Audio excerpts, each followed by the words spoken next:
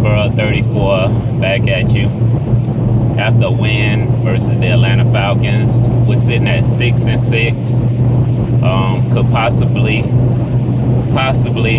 pass 500 for the first time in a long time, which is kind of crazy because I feel like whenever we get close to going over 500, we go backwards. So this is a very, very, very pivotal game versus the New Orleans Saints at home. I haven't got my ticket to that game yet, so I actually don't know if I'll be at that game. If not, I'll just watch it in my fan cave. But this is basically a playoff game for us because every game going forward is a must-win situation, like I said in my last video. But this game is gonna be epic. And I want payback on the New Orleans Saints because the last time we played them at home last year, they were dancing all over our stadium and celebrating like they won the Super Bowl. So I want this win versus the New Orleans Saints badly. Safarian Jenkins came back last game, and I think that helped. Vincent Jackson, it seems like he's making all the difficult catches, so it's good to have him. We don't have to solely depend on Evans. Until Evans can, get his crap together, I'm glad we have Jackson there because Jackson will make the difficult catches. And Evans, man, he just drops passes at the most crucial times sometimes. But thank goodness he came through with the game-winning touchdown last game. So Doug Martin, like I said, leave him in the game. Doug Martin is running hard. Stop taking him out of the game. I love Charles Sims, but if Doug Martin is hot, don't take him out of the game.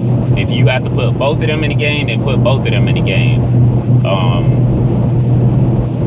Defense played better. Once again, like I said, Julio, I can't remember if the ball was overthrown, but Julio dropped a touchdown pass against us. It was off his fingertips, I remember.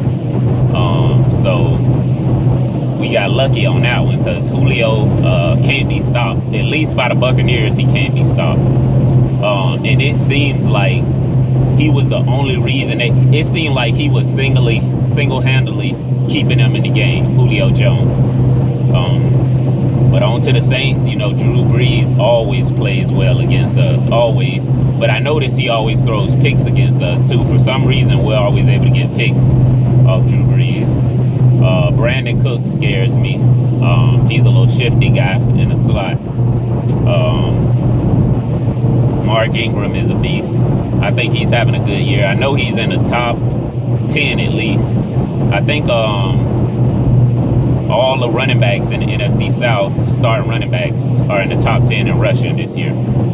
Doug Martin is not too far trailing Adrian Peterson. I hope he can pass him for the rushing title so he can get that fat contract and keep him in Tampa Bay. But once again, very pivotal game versus the New Orleans Saints. Are they 5-7 and we're 6-6? So this is gonna be a dogfight once again. Is it gonna be a shootout like Carolina? I don't know.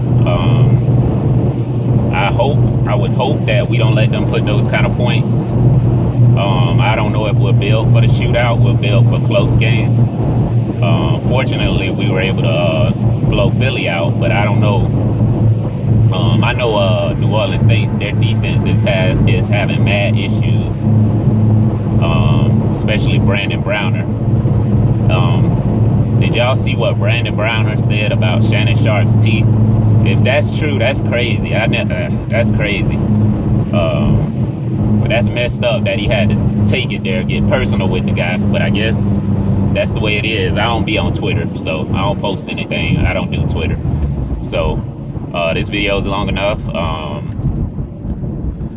I don't know. Like I said, I don't know if I'll be out there at that game. But if not, I'll be watching from the fan cave, rooting, standing up.